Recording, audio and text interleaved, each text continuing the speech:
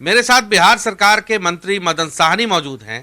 मेरा पहला सवाल है कि लालू प्रसाद ने ट्वीट करके कहा है कि आरएसएस ऑब्लिक बीजेपी वालों से हर हाल में जातिगत जनगणना करवाऊंगा। इनकी क्या हैसियत जो ये करने से रोकें या परहेज करें?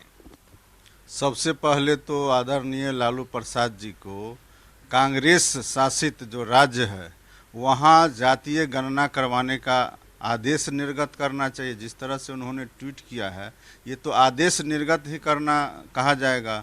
और ये बिहार का अनुसरण कर रहे हैं। बिहार में तो जातीय गणना आदरणीय माननीय मुख्यमंत्री श्री नीतीश कुमार जी ने करा करके उदाहरण पेश कर ही दिया है।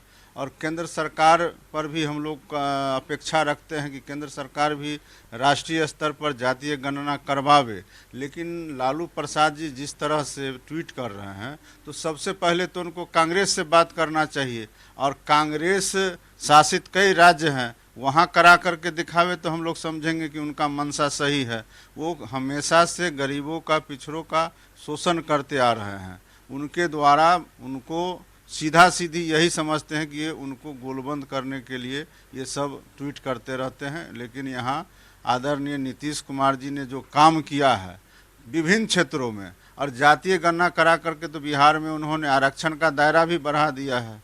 और साथ में जो 94 लाख परिवार जो 6000 से कम आय के लोग आए हैं उनको भी 2 लाख रुपया देने का उन्होंने काम शुरू कर दिया है। ये काम तो बिहार से शुरुआत हो गया है। अब उनको चाहिए भारतीय जनता पार्टी और आरएसएस की से जो अपेक्षा कर रहे हैं वो अपेक्षा उनको कांग्रेस से करना चाहिए।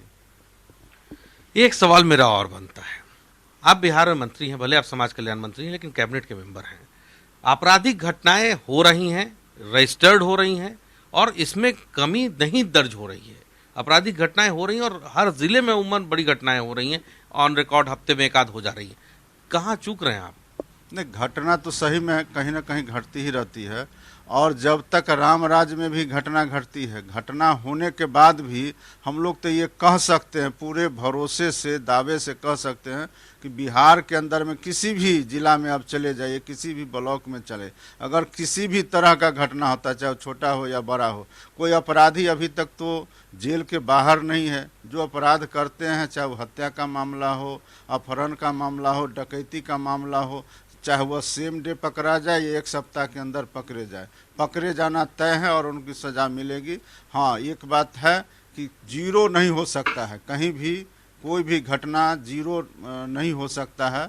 और पुलिस चाहे जितना भी प्रयास कर ले, सरकार चाहे जितना भी प्रयास कर ले, यार इससे बिहार की बात क्यों कर रहे हैं? अब आंकड़ा देश पर भी देख लीजिए, देश के बाहर दूसरे देश का भी देख लीजिए, कहीं तो हम लोग नहीं आज तक सुने हैं कि किसी भी देश में या किसी भी राज्य में अपराध नहीं होता हो। हाँ, अपराध अगर हो और वहाँ अपराधी खुला घूम रहा हो तो ये सबसे बड़ा अपराध है जो यहाँ बिहार में नहीं है। शुक्रिया हमसे बात करने के लिए। बिहार सरकार के मंत्री मदन साहनी थे जिनसे अलग अलग विषयों पर हमने चर्चा की। कैमरे पर मेरे साथ अभिषेक बने हुए थे। मैं स्वप्निल, जी मीडिया, पटना।